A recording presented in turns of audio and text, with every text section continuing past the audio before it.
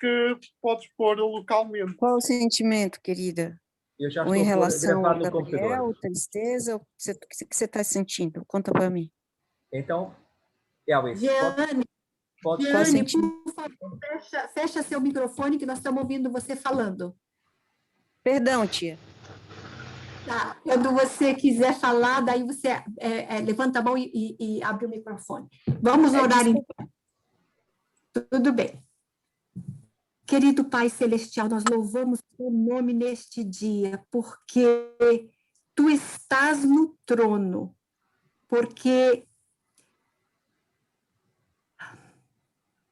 tu és fiel, porque tu nos proveste uma forma de estarmos aqui todos juntos para estudarmos Daniel 11. Nós louvamos o teu nome porque tu estás trabalhando com cada um de nós individualmente. Nós queremos entregar o nosso coração, a nossa vida a ti, mas neste momento, Pai, nós te pedimos que envies o Espírito Santo para estar aqui conosco, para abrir as nossas mentes, a nossa compreensão, e que nós possamos compartilhar essa informação com os demais. Dá uma bênção muito especial à Belinha, que ela possa ser ungida por ti, querido Pai. Envia-lhe o Espírito Santo e que o Espírito Santo seja o nosso professor, usando a boca da Belinha. Nós louvamos e te agradecemos, em nome de Jesus. Amém. Amém. Ok, então vamos começar, vamos ter as nossas Bíblias, precisamos delas para trabalhar aqui, porque basicamente vamos concentrar-nos nas Escrituras. Eu não creio que nós consigamos estudar o capítulo todo hoje. Vai ser quase impossível, mas eu vou tentar sintetizar. Se por acaso, o objetivo aqui é que todos compreendam. Portanto, se eu estiver a falar muito rápido, ou se houver alguma conexão que os irmãos não consigam fazer, por favor, coloquem o dedo no ar e vamos tentar explicar melhor, uma vez que o objetivo aqui não é não é o tempo, mas é que todos compreendam o que está realmente aqui neste capítulo. Está bem? Sim. Pronto. Assim sendo, gostava de dizer já que o livro de Daniel tem apenas, apesar de ter 12 capítulos, tem apenas 4 visões. Ele está dividido em blocos e o último bloco, a última visão, inclui o capítulo 10, o 11 e o 12. Muito especialmente o 11 e o 12, uma vez que o 10 é história. Mas é história que dá o pontapé de partida para os capítulos seguintes, ou seja, o 10 dá-nos a introdução do 11 e do 12. E nós vamos começar já pelo capítulo 10, no versículo 1, que diz o seguinte: No ano 3º de Ciro, rei da Pérsia, foi revelada uma palavra a Daniel, cujo nome se chama Beltesazar, uma palavra verdadeira concernente a um grande conflito. E ele entendeu esta palavra e teve entendimento da visão. Eu quero salientar aqui 2 coisas. Primeiro, a visão era relativa a um grande conflito. O facto de dizer que é grande conflito é não só na amplitude, porque ele é efetivamente muito grande, mas é um grande conflito no sentido também do tempo. Portanto, é um conflito que já se arrasta há aproximadamente 6.000 anos. Outra coisa que eu quero salientar é o facto de ele entendeu esta palavra e teve entendimento da visão. Se nós verificarmos aqui no livro de Daniel, em vários lugares, vários versículos, a preocupação de Deus sempre foi que o Daniel entendesse. E o anjo dizia-lhe muitas vezes, sabe e entende. Eu vim para fazer-te entender. Portanto, o objetivo de Deus é que não só nós sejamos sábios, que saibamos as coisas, mas que sejamos entendidos, que entendamos as conexões, até porque existe uma ciência que é chamada a ciência dos tempos, e tempos tem a ver na profecia, tem a ver com datas, tem a ver com profecia. Existe realmente uma ciência. E eu vou começar já por vos pedir que abram as vossas Bíblias em 1 de Crônicas, no capítulo 12. 1 de Crônicas, no capítulo 12, no versículo 32.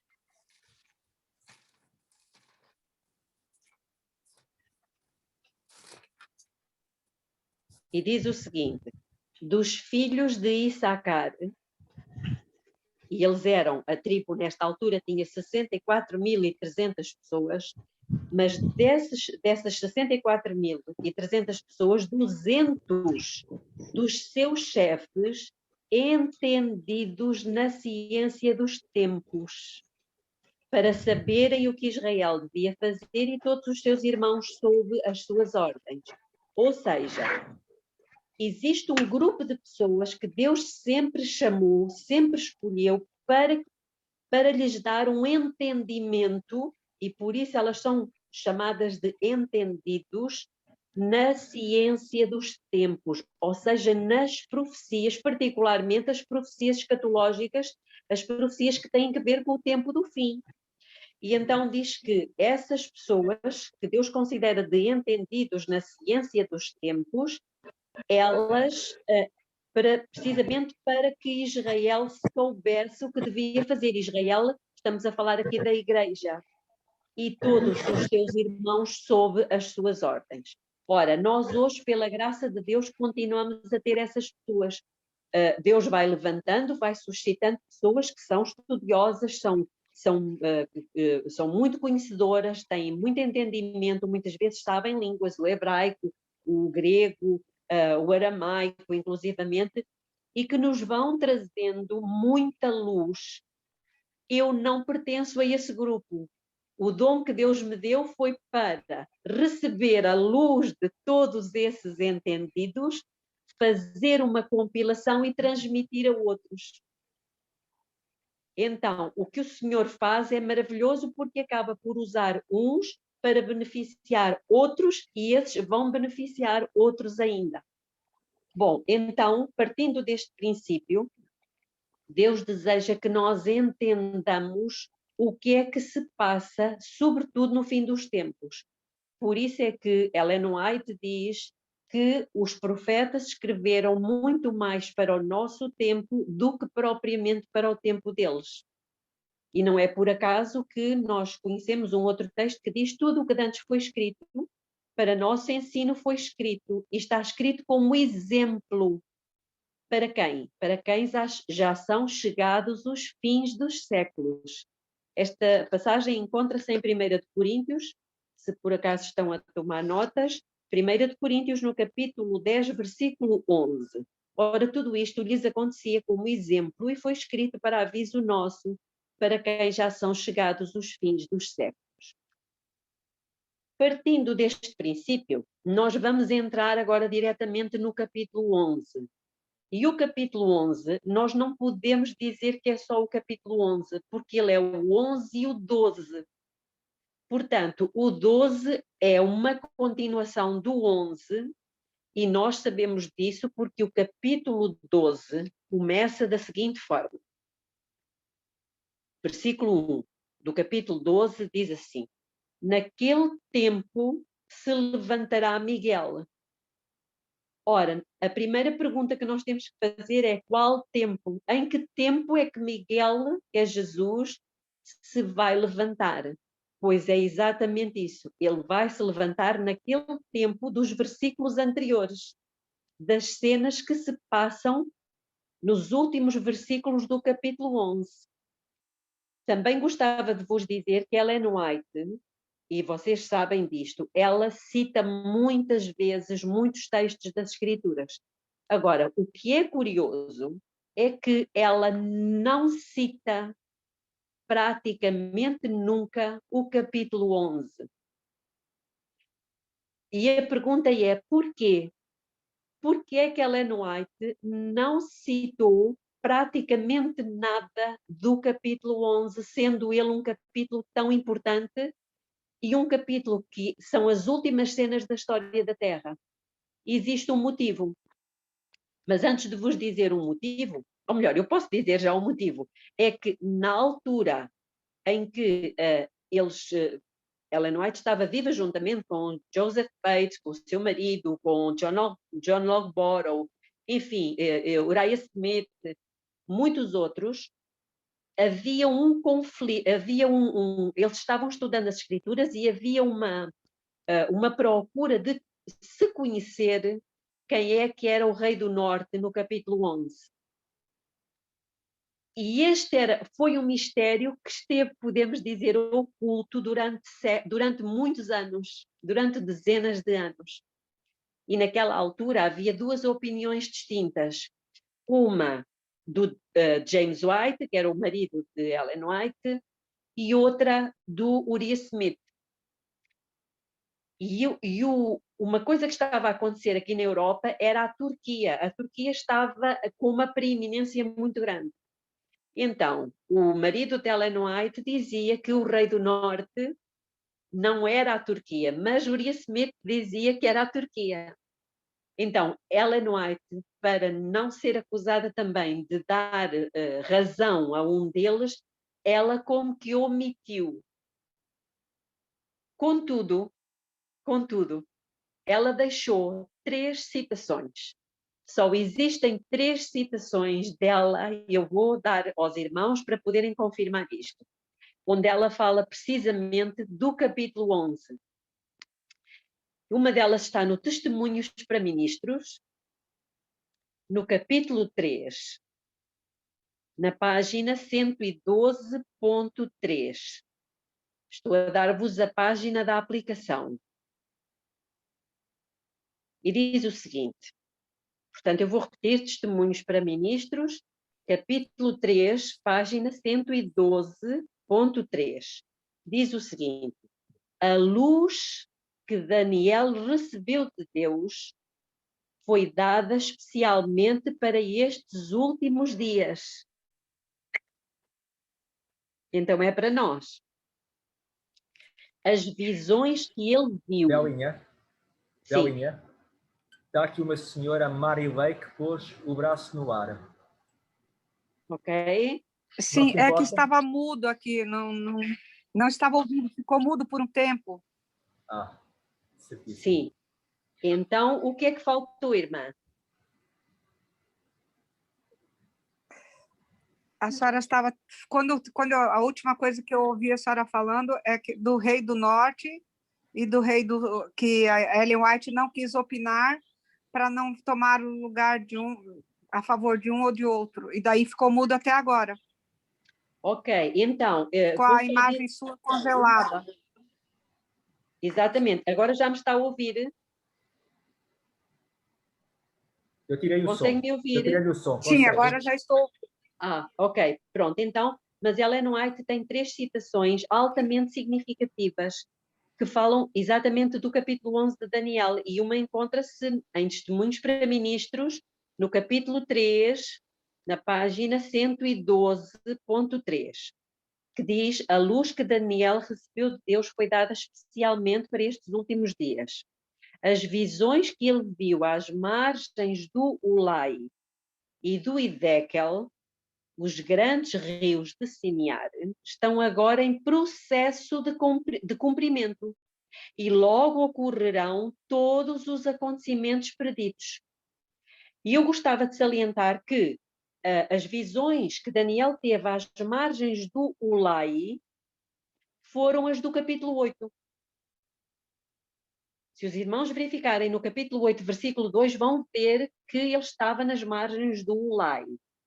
Em contrapartida, quando ele está às margens de outro rio, que é o Hiddekel, ou noutras traduções diz o Tigre, também chamado Hiddekel, encontra-se no capítulo 10, 11 e 12.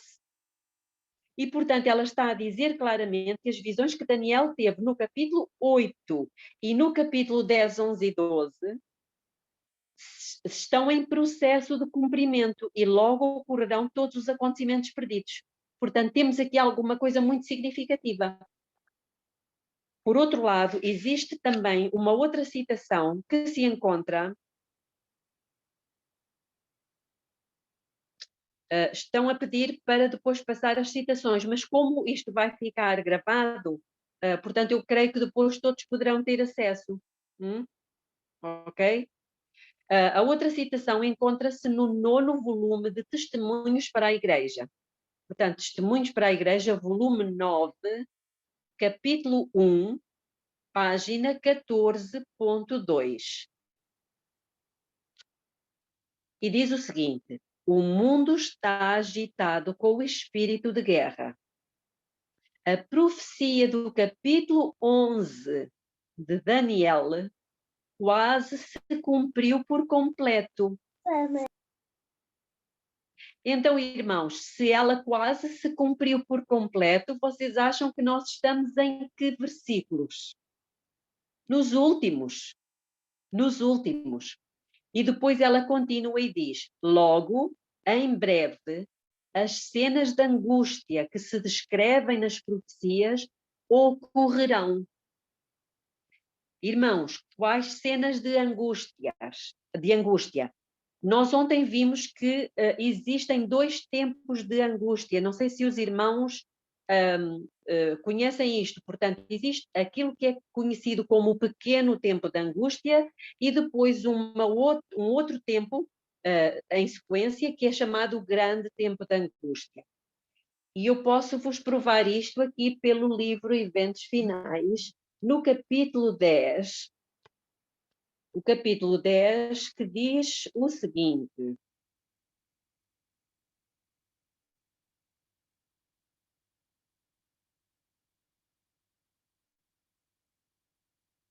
ele tem mesmo o título O Pequeno Tempo de Angústia, e começa o capítulo desta forma. Na página 33 de Primeiros Escritos é dito o seguinte: ao início do tempo de angústia, fomos cheios do Espírito Santo ao sairmos para proclamar o sábado mais amplamente. Isto é muito significativo. E depois, um pouquinho mais à frente, diz, nesse mesmo parágrafo: o início do tempo de angústia ali mencionado não se refere ao tempo em que as pragas começarão a ser derramadas, mas a um breve período pouco antes, enquanto Cristo está no santuário.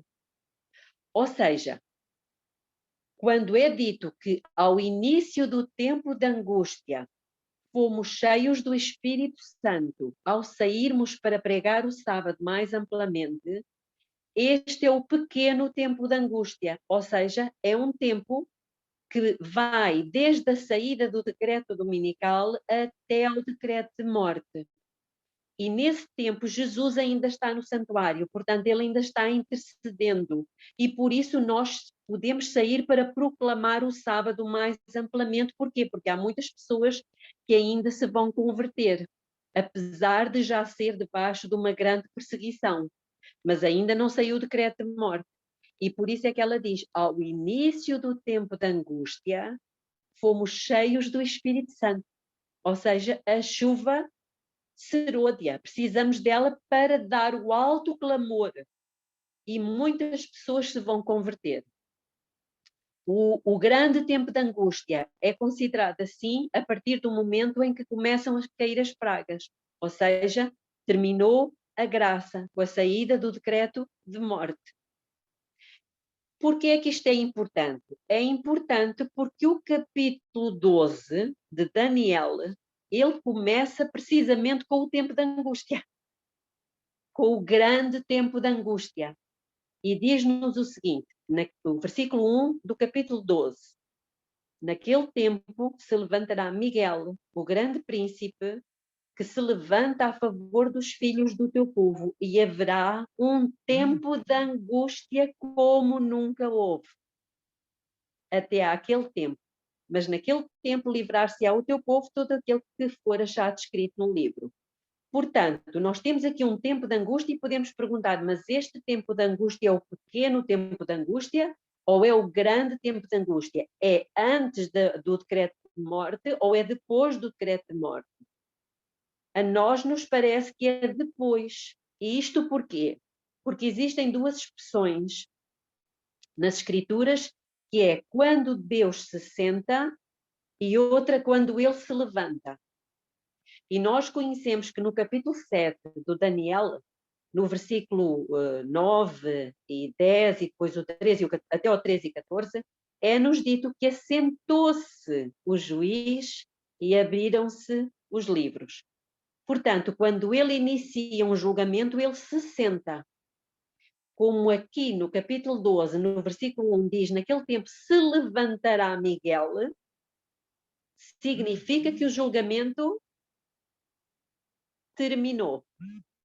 E, portanto, se ele terminou, nós entramos num tempo de angústia, mas o grande tempo de angústia, chamado tempo de angústia de Jacó. E eu gostava agora, eu creio que até agora, não sei se todos estão a acompanhar, se está a ser difícil, se têm perguntas. Pronto. Se houver perguntas, os irmãos podem tomar nota e depois procuraremos responder. Vamos continuar com a terceira citação. Eu disse que Ellen White tinha 3 citações. E então a terceira citação encontra-se num livro que não está escrito em português, que é o Manuscript Releases, volume 13, portanto, volume 13 de Manuscript Releases, na página 394. E diz o seguinte, e esta citação é altamente significativa. Eu sei que há irmãos em Portugal que já estão a fazer a tradução, a começar a fazer a tradução destes volumes, dos manuscripts. Por acaso o meu filho é um deles, está a traduzir o volume 14, mas aqui é o 13, e diz o seguinte, não há tempo a perder, esperam-nos tempos angustiosos. O mundo está agitado com o espírito de guerra. Logo ocorrerão as cenas de angústia que se descrevem nas profecias. Portanto, ela está a descrever algum tempo antes do tempo de angústia. E depois diz, a profecia do capítulo 11, curiosamente ela cita aqui, novamente, a profecia do capítulo 11 de Daniel atingiu quase o seu cumprimento completo. Muita da história que ocorreu em cumprimento desta profecia se repetirá. Então, ela já está aqui a dizer que há uma grande parte, há uma boa parte do capítulo 11 que já se cumpriu, mas que vai voltar a cumprir-se.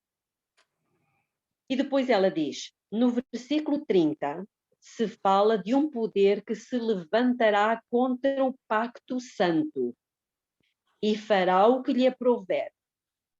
Voltará e atenderá aos que tiverem abandonado o santo pacto. E agora, de seguida, ela cita textualmente o versículo 31 até o versículo 36. Portanto, a página do Manuscript Releases é a página 394. E ela, depois de citar o versículo 36, ela diz, cenas semelhantes às que se descrevem nestas palavras ocorrerão. Irmãos, então, reparem, ela está a escrever isto a partir de 1844. E tudo o que está para trás do versículo 36, ou melhor, do versículo 39 para trás, tudo isto já aconteceu. Se ela está a dizer que se vai repetir e que cenas semelhantes a estas ocorrerão, significa que do versículo 30 ao 36, ou pelo menos ao 39, vai ter um segundo cumprimento. O que ainda não aconteceu e que vai acontecer pela primeira vez é precisamente do versículo 40 ao 45. Estas são cenas que nunca aconteceram na história. Bom, partindo disto, ela também refere no livro Eventos Finais, neste livrinho aqui, no capítulo 1, na página 15, ela diz o seguinte. Página 15. Reparem o que está aqui. Leiamos e estudemos o capítulo 12 de Daniel. Ele é uma advertência que todos nós precisamos compreender antes do tempo da angústia. Irmãos, nós ainda não entramos no tempo da angústia. Por isso, nós precisamos ler e estudar o capítulo 12. Quando ela fala do capítulo 12, não é só o 12. O 12 é uma extensão, é uma continuação do 11. E ela diz, precisamos de compreender este capítulo, é uma advertência que precisamos compreender antes do tempo da angústia. Ou seja, nós até podemos compreendê-lo depois do tempo da angústia, só que ele já não nos vai servir. Ou seja, o que está contido no capítulo 11 e no capítulo 12 serve de nossa preparação para passarmos pelo tempo da angústia. Ninguém pense conseguir passar pelo tempo da angústia, ou seja, ninguém pense que depois do decreto dominical se vai preparar. Não tem hipótese. Não tem hipótese, irmãos. E Deus está a ser tão misericordioso que nos está a dar a oportunidade de conhecer detalhadamente, tanto quanto é possível, este capítulo. Por isso é que eu digo que ele é de extrema importância. E é um capítulo, como os irmãos sabem, que tem estado na sombra durante muitos anos. E eu acredito porque ele não era necessário ser conhecido antes. Mas neste momento, sim. Neste momento. E o Senhor só dá luz quando ela é necessária. Então, nós somos privilegiados, porque vivemos num tempo espetacular em que Daniel quis ter vivido e não viveu. Então temos que aproveitar isto muito bem. Irmãos, eu vejo que são 7h30. Estão a ver, só na introdução nós já demoramos meia hora. Mas eu vou continuar. Estamos todos a acompanhar, está tudo? Ok, muito bem. Então, vamos começar a ler o capítulo 11. E ele começa, como os irmãos sabem, o livro de Daniel é um livro de profecia repetitiva. Portanto, cada profecia que Deus dá, ela repete e amplia. Ele repete e amplia. E aqui o capítulo 11 não é diferente. Ele só é diferente num aspecto. É que o capítulo 11 não tem símbolos. Enquanto que o 2 tem símbolos. Lembram-se que os reinos eram simbolizados por metais da estátua. O ouro, a prata, o cobre e o ferro. O capítulo 7 tinha símbolos. Os 4 animais, o leão, o urso, o leopardo e o animal terrível e espantoso. O capítulo 8 tem símbolos. O bode e o carneiro. Lembram-se disto. Só quando chegamos aqui ao capítulo 11, que é a 4ª visão que Deus dá a Daniel, ele não dá símbolos, ele diz o nome dos reis, ele fala de reis, ele não fala de chifres, não fala de metais, e portanto ele está a ser muito claro. Vamos ler o versículo 1 do capítulo 11. Eu, pois, quem está a falar é o anjo está a falar para Daniel e diz-lhe, eu, pois, no primeiro ano de Dario, Medo, levantei-me para o animar e fortalecer. E agora te declararei a verdade. Portanto, o anjo agora volta-se para Daniel e diz, e agora a ti, Daniel, eu vou-te declarar a verdade. Eis que ainda se levantarão 3 reis na Pérsia. Portanto, estão a ver, não está aqui a dizer símbolos, está a falar de reis, literais. 3 reis na Pérsia. E o 4º será muito mais rico do que todos os outros. E tendo-se tornado forte por meio das suas riquezas, agitará todos contra o reino da Grécia. Portanto, ele é muito claro aqui.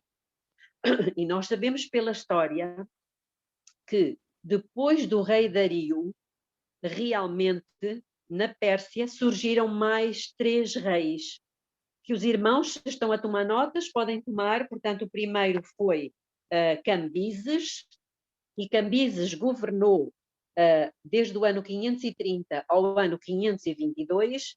Depois foi Bardija, conhecido como falso Semerdis, porque ele foi um impostor.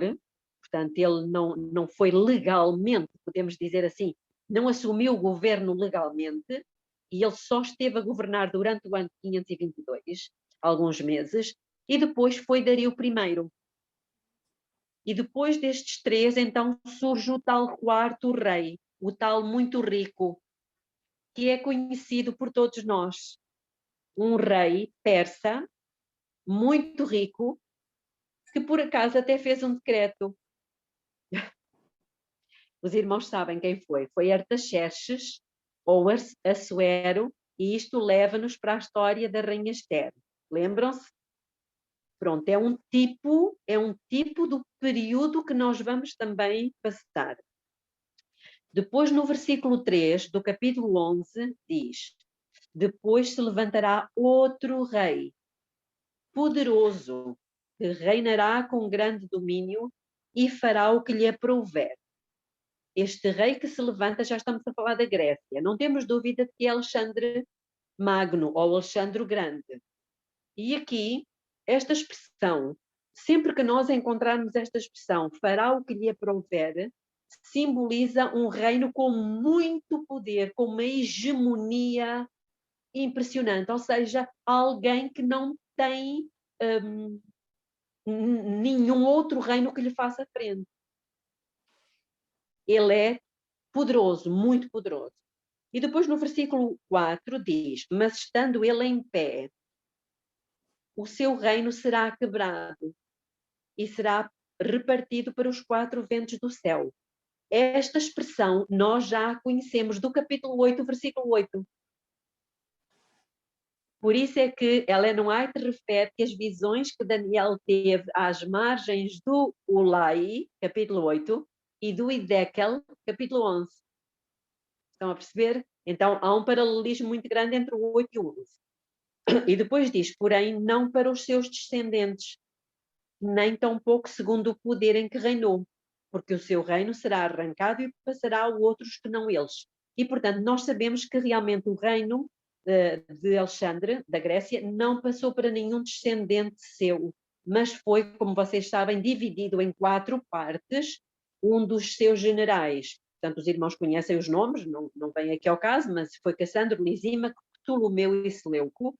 Estes 4 generais, cada um deles ficou governando, podemos dizer assim, uma província, uma parte do Império Grego. Um ficou com a parte norte, foi Seleuco. O outro ficou com a parte sul, Ptolomeu. Outro ficou com a parte oriental, que foi Cassandro. E o outro ficou com a parte ocidental, que foi Lisímaco. É claro que nós estamos num grande conflito. Já vimos aqui no capítulo 10, estamos num grande conflito. E como vocês sabem, o grande conflito é sempre a disputa pelo poder. Pelo poder, pela adoração, pela hegemonia, pelo totalitarismo. E o que é que acontece aqui? Estes generais começam a lutar entre si. E é de tal maneira que 2 deles são logo eliminados à partida. Só ficam 2, o Seleuco e o Ptolomeu. E as suas descendências. Portanto, a descendência dos Seleucidas e a descendência dos Ptolomeus. Ou descendência ptolomaica. O que é que acontece aqui? Estes 2 generais e os seus descendentes, os seus respectivos descendentes, iniciam uma guerra durante muitos anos. E é essa guerra que vai ser descrita a partir do versículo 5. Portanto, do versículo 5 até ao versículo 15, nós não vamos entrar aqui em detalhes, mas estes descendentes destes 2 homens, eles lutam entre si para o domínio. E como Israel estava precisamente no meio. Tinha ao norte os Seleucidas, não é? E tinha ao sul o Egito, que eram os ptolomaicos. E, portanto, há aqui uma disputa pelo poder e Israel acaba por ficar no meio da situação. Mas nós sabemos que depois da Grécia, e porque ela ficou frágil, precisamente por causa destas lutas, vem um outro poder que já se estava a começar a formar e a engrandecer, e os irmãos conhecem muito bem. É o Império Romano. E onde é que nós vemos o Império Romano aqui no capítulo 11? Bom, os historiadores não concordam 100% uns com os outros, mas o que nos parece mais lógico é que é a partir do versículo 15 ou 16. E nós vamos ler o 15, que diz o seguinte: assim virá o rei do norte e levantará baluartes e tomará uma cidade bem fortificada. E as forças do sul não poderão resistir, nem o seu povo escolhido, pois não haverá força para resistir. Então temos aqui um poder que neste capítulo é chamado de Rei do Norte e temos outro que é chamado de Rei do Sul. Bom, eu agora vou fazer aqui um pequeno parênteses, mas nós temos que fazer esta ligação. Israel sempre sempre foi um reino apetecido por muitos povos. E como vocês, os irmãos, sabem, mesmo antes de chegarmos ao Império Romano, houve o Império Babilônico. E é curioso que, quando nós vamos para o Apocalipse, nós não encontramos lá referência a Roma. Babilônia já caiu, a Medo-Pérsia já caiu, a Grécia já caiu, a Roma Imperial já caiu e a Roma Papal existe. Mas já repararam que no Apocalipse, o tempo em que nós estamos a viver, nós não encontramos lá o nome de Roma. O que é que nós encontramos? Quem é que está fazendo guerra no Apocalipse ao povo de Deus? É Babilônia. Por que é que Deus usou esse termo Babilônia como o inimigo do povo de Deus? Se o povo de Deus teve outros inimigos. Os egípcios, por exemplo, foram inimigos do povo de Deus, os filisteus foram inimigos do povo de Deus, os amonitas, os moabitas e tantos outros, a Assíria, por exemplo, estamos a estudar a Assíria agora, uma grande superpotência. Por que é que no Apocalipse não aparece a palavra Roma? Precisamente porque depois da morte de Jesus, os cristãos identificavam o Império Romano com a Babilônia. Ou seja, Roma tem exatamente as mesmas características da Babilônia. Seja político, seja militar, seja religioso, tem as mesmas características. E eu, por acaso, tenho pena de nós não conseguirmos, pronto, não podermos, agora não temos tempo para isso, mas no capítulo 7 é detalhado isto. E é dito que era um reino diferente. O animal terrível e espantoso, que é Roma, era um reino diferente. Bom, mas não quero complicar mais as coisas. Vamos então concentrar-nos aqui. Então, os primeiros cristãos chamavam a Roma de Babilônia. E porquê? Precisamente porque no tempo em que a Babilônia existia, o povo de Israel era atacado muitas vezes pelo norte. E quem é que atacava o povo de Deus pelo norte? Era a Babilônia. Aliás, Babilônia é conhecida, o rei, sobretudo Nabucodonosor, é conhecido como o rei do norte. E depois, mais tarde, nós vamos ver isso. Não vamos ter tempo hoje de ver essa parte, mas se os irmãos quiserem, podemos ver depois. E ao sul de Israel, o que é que está ao sul? Uma outra superpotência na altura, que era chamado o Rei do Sul, o Egito. Então nós temos Israel aqui numa situação geográfica em que, pelo norte, eram atacados por Babilônia e pelo sul, pelo Egito. E, curiosamente, nós, quando chegamos aqui, vemos que, ao capítulo 11, versículo 15 e 16, há aqui uma luta entre o rei do norte e o rei do sul. Mas aqui quem é o rei do norte? Já não pode ser a Babilônia, porque já vimos que a Babilônia já caiu, já veio a Medo-Pérsia, depois veio a Grécia. Então, a expressão rei do norte é, no capítulo 11, aplicável àquele reino que tem o maior poder, podemos dizer assim.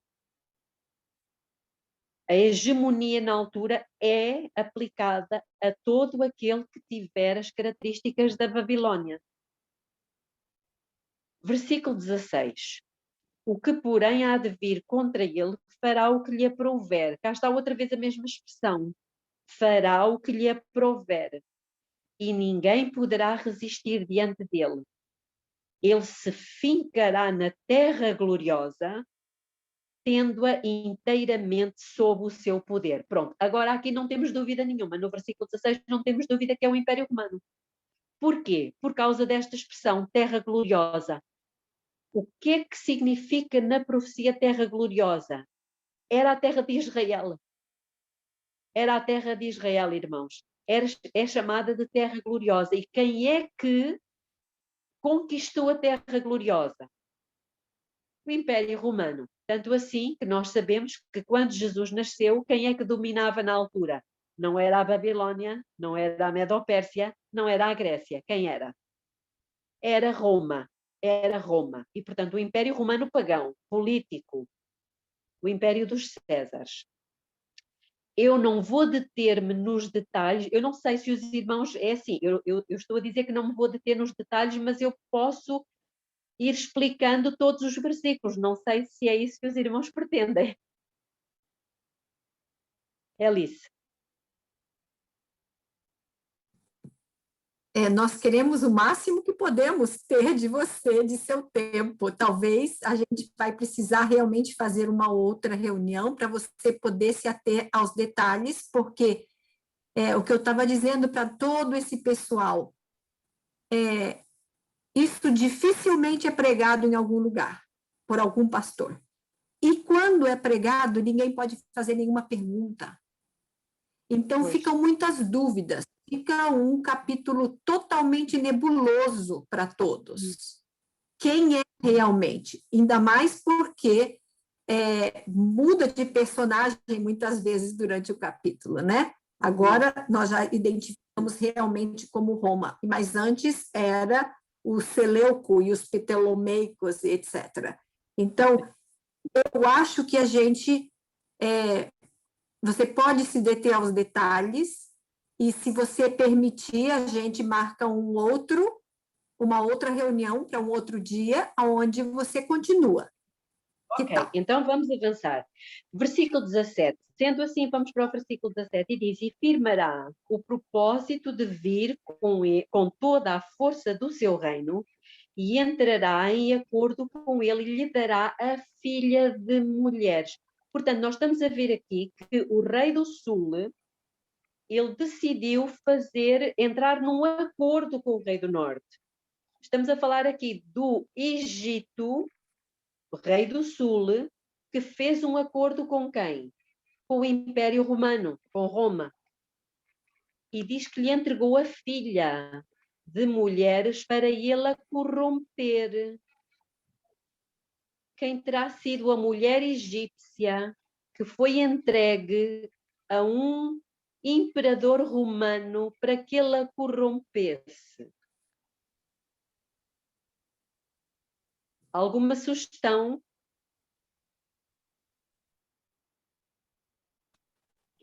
Cleópatra? Exatamente, foi Cleópatra. Nós sabemos pela história que ela efetivamente, como diz aqui, ela não foi dele. Aliás, ela foi dele e foi de muitos outros. Então, versículo 18. Depois disso, virará o seu rosto para as ilhas. Estamos a falar do rei do norte. E tomará muitas. Mas um príncipe fará cessar o seu opróbrio contra ele e ainda fará recair sobre ele o seu opróbrio. Versículo 19. Virará então o seu rosto para as fortalezas da sua própria terra. mas tropeçará e cairá e não será achado. Versículo 20. Então no seu lugar se levantará quem fará passar um exator de tributo. Ou noutras traduções diz um coletor de impostos pela glória do reino. Mas dentro de poucos dias será quebrantado. Não sei. E isto sem ira e sem batalha. Irmãos, nós não temos dúvida, se nós formos ao livro de... Estamos no Império Romano. Atenção, Império Romano, pagão. Quem é que... quando é que surgiu pela primeira vez um processo de recolha de impostos? Podemos ir ao capítulo 2 de Lucas. De Cristo. Como? Na época de Cristo.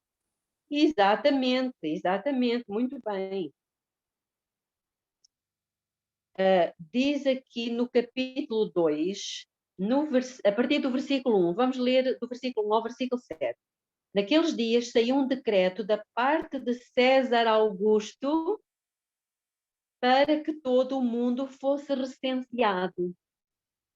Este primeiro, aqui está a palavrinha, primeiro recenseamento foi feito quando Quirínio era governador da Síria e todos iam alistar-se, cada um à sua própria cidade.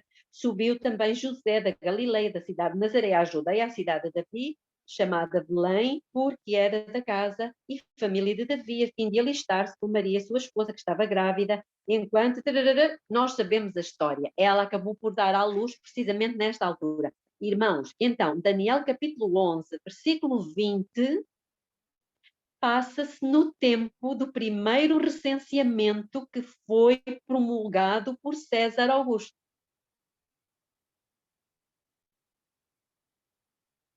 E aqui entra o bebê Jesus, que nasce precisamente nesta altura. Eu não sei se os irmãos sabem porque é que eram ou começaram a ser feitos os recenseamentos. Os recenseamentos foi Roma, pelo menos tanto quanto eu saiba, que começou esta prática era um império imenso, portanto abrangia toda a Europa, abrangia o norte da África e a parte tanto de Israel, Síria, portanto aqueles países ali, Egito, por ali.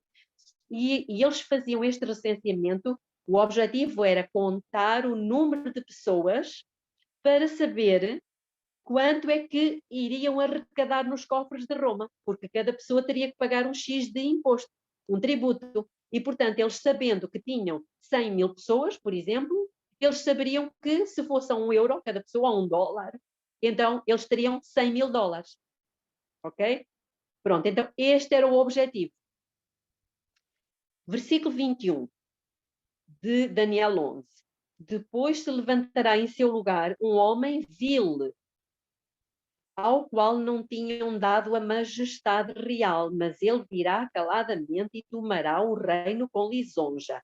Pela história, e segundo Lucas 3, 1 a 3, sabemos que esse homem vil foi Tibério.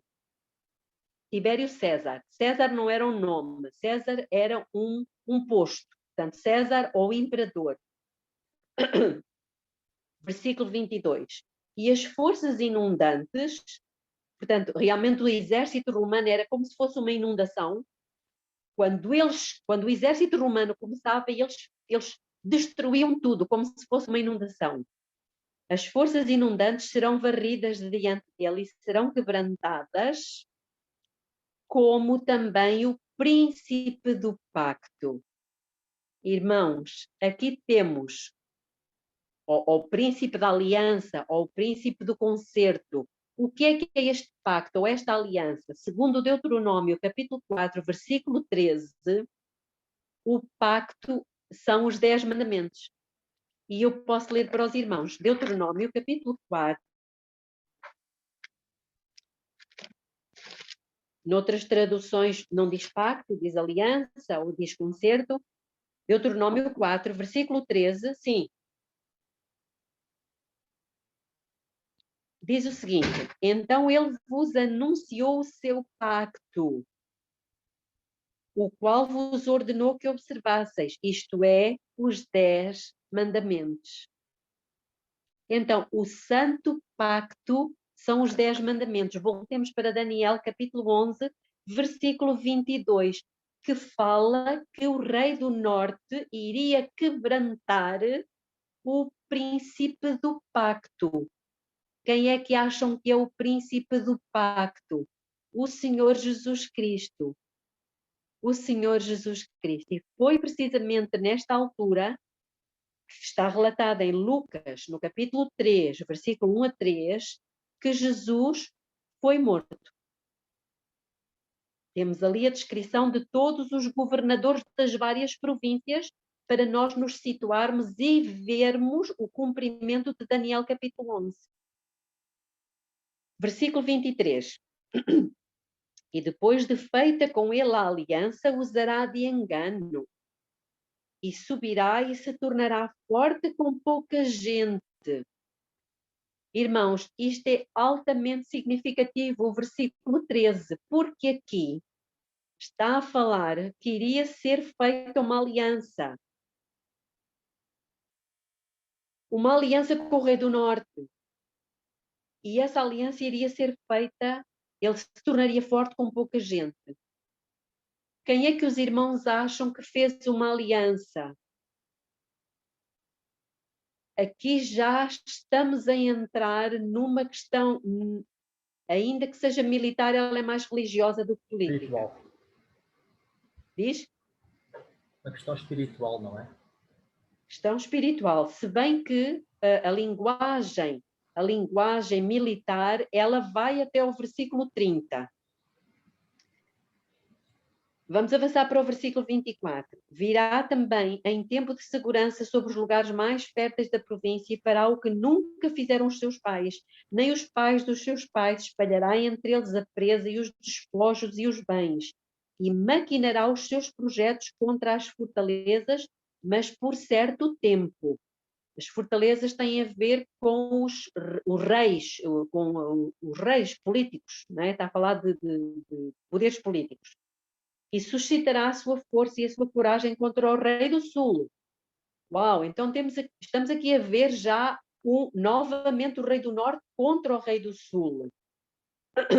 Com um grande exército. E o rei do sul sairá à guerra com um grande e muito poderoso exército, mas não subsistirá. Irmãos, vamos parar aqui um bocadinho.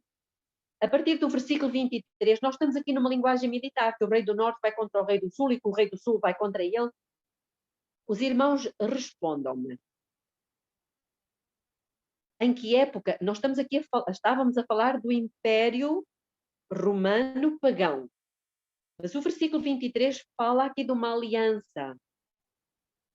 E os irmãos sabem que a partir de determinada altura, o Império Romano alguém decretou, ou fez uma aliança, de forma a que todo o império ficasse cristão. Lembram-se quem foi? Constantino. Foi Constantino. Foi Constantino. Reparem que nós estamos aqui a ver alguém que vai dizer, isto pela história, não é? Vai dizer que se converteu na famosa batalha da Ponte Milvia, não é? Em que ele diz ter tido uma visão, em que viu a cruz de Cristo, mas por trás da cruz ele viu o sol e ouviu uma voz que lhe dizia in hoc signo vinces, in hoc signo vinces, ou seja, sob este signo tu vencerás. E ele entendeu que era o Deus que ele adorava, o Sol, que através de um outro símbolo, a cruz do cristianismo, lhe daria a vitória. E o que é facto é que ele venceu. A batalha de Milvia ele venceu. E a partir dessa altura, ele disse que estava convertido ao cristianismo, coisa que não era verdade, e decretou o cristianismo como religião oficial do Império. Para os cristãos pareceu ser uma coisa muito boa, porque as perseguições terminaram. O que é facto é que, apesar dos cristãos terem deixado de ser perseguidos, aconteceu uma coisa pior. Portanto, começa a introduzir-se no cristianismo todo tipo de abominações. Todo tipo de abominações.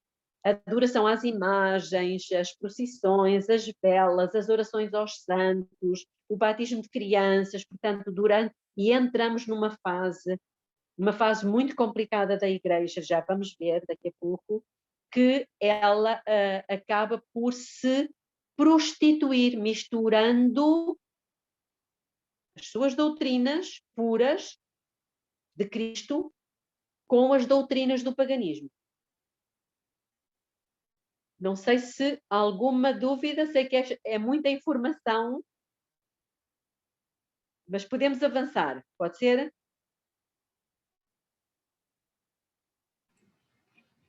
Pronto. Vamos avançar até que horas?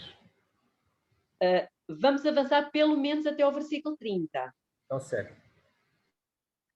Então, o versículo 25 já lemos, não é? Suscitará a sua força e a sua coragem contra o rei do sul. Era aqui que eu estava. Portanto, os irmãos podem dizer-me, porque conhecem a história, durante o período da Idade Média, ou seja, depois de Constantino, particularmente depois do ano 538, que foi quando a Igreja recebeu todo o poder através de Justiniano, quando é que a Igreja se lança contra o rei do sul? E, no fundo, quem é que é o rei do sul? Bom, o rei do norte nós já sabemos que é Roma.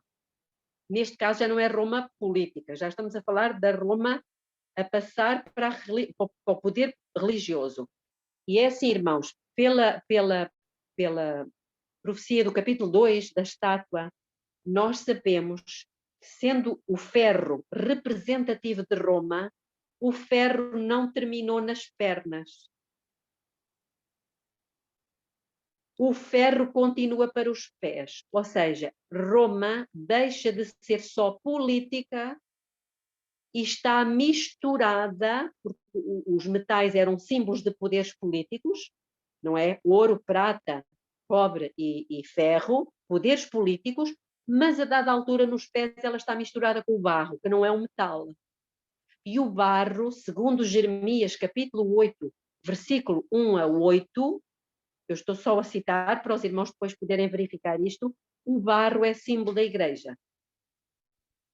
E, portanto, há aqui uma mistura, uma amálgama, um casamento ilícito entre o ferro, poder político, e o barro, poder religioso. É uma amálgama. E o que é que acontece? Nesta altura, em que a Igreja se intrometeu no poder político e dominou completamente o poder político, ela constrói um exército, ou melhor, ela serve-se do exército do governo Justiniano e depois por aí adiante, dos reis. E com esse exército, ela começa a fazer uma investida contra o rei do sul. Sabem-me dizer o que é que será o rei do sul?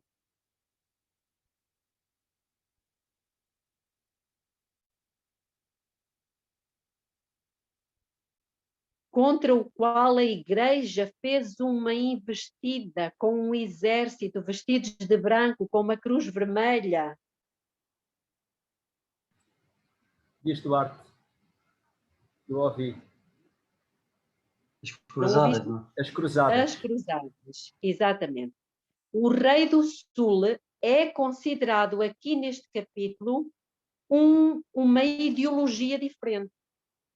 Enquanto que o rei do norte é uma ideologia dita, entre aspas, cristã, o rei do sul é uma ideologia ateia, que não acredita em Deus. E nós sabemos que a Igreja Católica fez durante muitos anos uma guerra tremenda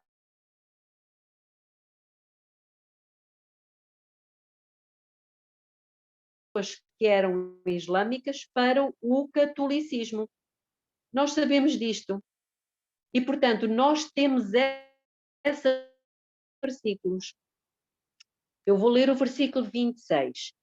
E os que comerem os seus manjares o quebrantarão, e o exército dele será varrido por uma inundação e cairão muitos traspassados. Realmente houve muitas mortes. Em nome do cristianismo, do catolicismo, houve muitas mortes. Também estes dois reis terão o coração atento para fazerem o mal e, assentados à mesma mesa, falarão a mentira. Esta, porém, não prosperará, porque ainda virá o fim do tempo determinado. Versículo 28. Então tornará para a sua terra com muitos bens. Estamos a falar do rei do norte. E o seu coração será contra o santo pacto. Uau, então estamos aqui a falar de um poder que se diz cristão, mas está contra o quê? Está contra a lei de Deus, contra o santo pacto, contra os 10 mandamentos. E fará o que lhe aprouver. E efetivamente fez o que lhe apeteceu, ninguém lhe fazia guerra. E tornará para a sua terra. Versículo 29. No tempo determinado voltará e entrará no sul. Aqui temos novamente. Mas não sucederá desta vez como na primeira. Porque virão contra ele, continuamos com uma linguagem militar, virão contra ele navios de Quitim que lhe causarão tristeza, por isso voltará e se indignará contra o santo pacto e fará como lhe aprouver, voltará e atenderá aos que tiverem abandonado o santo pacto. Portanto, estamos a ver aqui que todos aqueles que, de alguma forma, abandonassem a fidelidade a Deus e à sua lei, o que é que ele fazia? Portanto, dava, como é que diz aqui? Atenderá, portanto, não faria guerra àqueles que abandonassem a fidelidade a Deus. A partir do versículo 31, entramos numa linguagem diferente, muito diferente. E diz, e estarão ao lado dele de quem? Do rei do norte, forças. Noutras traduções diz uns braços que profanarão o santuário. Então já não é linguagem militar, é linguagem religiosa. Isto é, a fortaleza, e tirarão o contínuo, estabelecendo a abominação desoladora. Então, irmãos, eu acho que vamos ficar por aqui. Estamos a fazer 1 hora. Gostava só de vos dizer o que é que são estes braços que vieram ajudar, que vieram apoiar, que vieram fortalecer o rei do norte. Ellen White, no Grande Conflito, eu vou ler aqui nesta edição do Grande Conflito, isto encontra-se no capítulo 38, e ela diz o seguinte: a Igreja apelará para o braço forte do poder civil. Como os irmãos sabem, ela não tem poder, a Igreja não tem poder para fazer leis, não tem poder para matar. Então ela precisa do poder civil. São os tais braços que a sustentam, que a fortalecem, que lhe dão poder, como diz aqui, e estarão ao lado dele forças ou uns braços que profanarão o santuário. Irmãos, do versículo 31 ao versículo 39, como nós já vimos, Ellen White disse que são cenas que já aconteceram. Isto passa-se na Idade Média, mas vai voltar a acontecer. Pronto. Eu acredito que tenha sido muita informação, talvez, mas preparem-se porque temos mais informação para transmitir. Eu vou parar a gravação neste momento.